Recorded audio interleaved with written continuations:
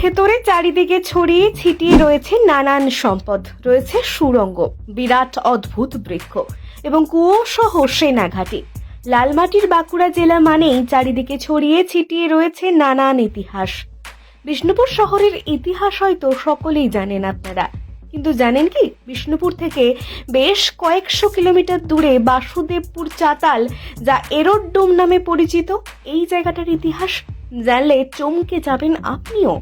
রয়েছে দ্বিতীয় বিশ্বযুদ্ধের সময় তৈরি হওয়া রানওয়ে, সৈন্যঘাটি, ব্যবহার করা হতো কুয়ো। এছাড়াও অনেক কিছুই আজও অক্ষত রয়ে গেছে বাসুদেবপুর এরোড্রোম চাতাল এলাকায়। বর্তমান সময়ে কোনো কংক্রিটের দেওয়াল বলুন বা রাস্তা 1 বছরের বেশি টেকসই করে না, বিশেষ করে সরকারি কাজে। 1 বছরের মধ্যে দেওয়ালে বা রাস্তায় ফাটল দেখা যায়।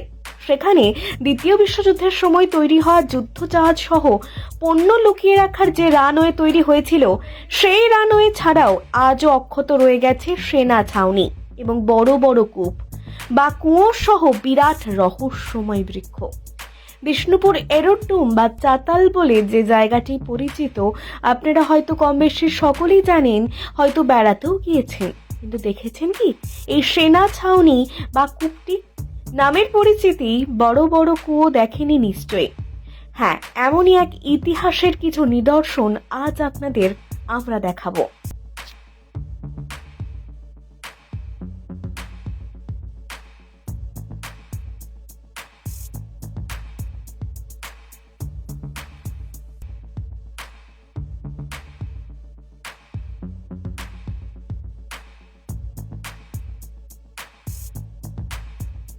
তুমি জানেছে যে তারাও এই জিনিসটা দেখে আসছে, কতদিনের পুরোনো, কত বছর হচ্ছে তারা এখন জানে না। সেটা বলতে পারবো